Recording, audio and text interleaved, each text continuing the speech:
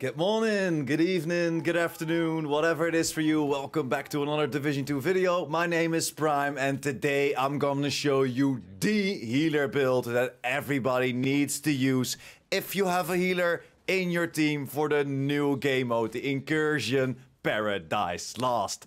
This will help your team out so much, not only with healing, but getting their skills back, getting some extra damage in, some multiplicative damages. This is a must-have on every single team, and especially at that last boss. We know we need that healing, we know we need that extra DPS, and this comes in clutch.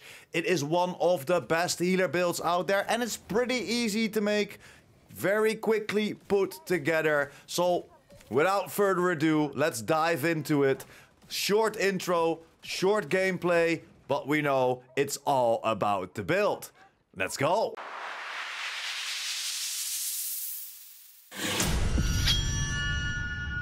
And this is my healer build that our team was using while we defeated that Incursion. And of course, pretty easy to get together, but there are a few things that you need to know what will come in clutch within this game mode. So starting with our specialization, we are using the grenade launcher. Why? Because this gives us an extra 20% burn resistance, and that's why this build is up to 100% burn resistance and 70% shock resistance, because we know that last enemy with those shock bullets is kinda annoying, and especially if you're a healer, you cannot help out your team. This comes in clutch.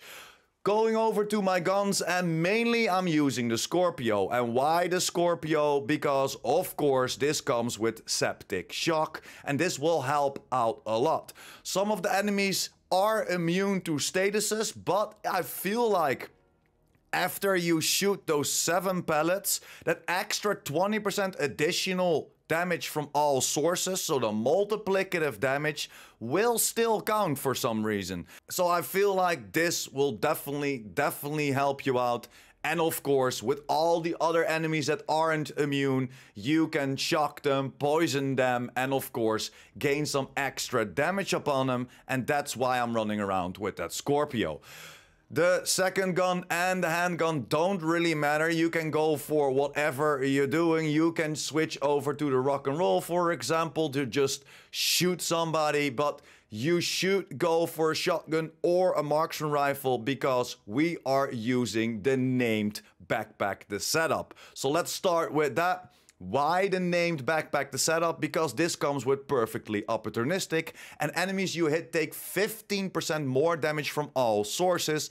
Again, an extra 50% multiplicative damage. You can go for the normal one as well if you want to go for a different brand set, but that's only 10% more damage from all sources. So you're gaining an extra 5% multiplicative damage from the perfect version, and that's why you want to go for this backpack. It's kind of hard to farm for because this comes with a core attribute as armor, so you kind of want to find it with hazard protection and then skill haste, for example. I found it with skill damage, but I was mainly doing it for the hazard protection, and that way I could change that armor core away for skill core. So we are on that 6 core skill build, and that is a very important thing for this healer build.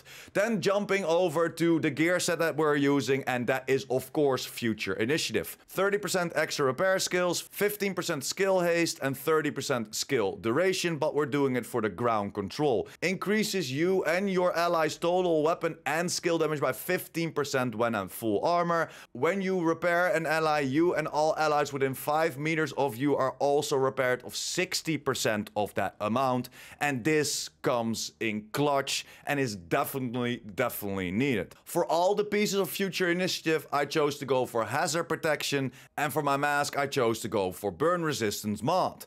For my holster, hazard protection as well, knee pads, hazard protection, and then for my chest piece, hazard protection, and then an extra burn resistance mod on there as well. And why are we going for the chest piece? Because this gives us an extra 10% bonus damage for our ground control. So instead of doing 15% extra damage when you are at full armor, you're now doing 25% extra damage.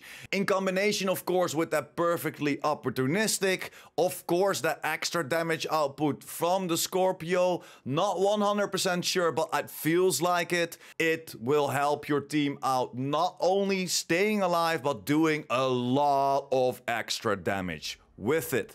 Then for the last piece to complete this whole build, and that's the BTS U gloves. This comes with skill haste and repair skills, always comes with that, but we're doing it for the talent. Transference overclock grants 15% hive skill haste per skill, so we have 6 skill cores. So we're gaining a total of 90% hive skill haste, and that is a lot. But the beautiful thing about this is detonating a hive refreshes your skill cooldowns and grant overcharge for 15 seconds. If at skill tier 6, this effect also applies to all your enemies. And that's why you wanna be at 6 core. And that's why you wanna be at that... And that's why you want to be at that skill tier 6, especially with those revive hives. This comes in clutch if you can reset it if all the revive hives are down from your teammates. And allies receiving this effect are unable to benefit from this again for 120 seconds. So every 2 minutes you can reset the hives.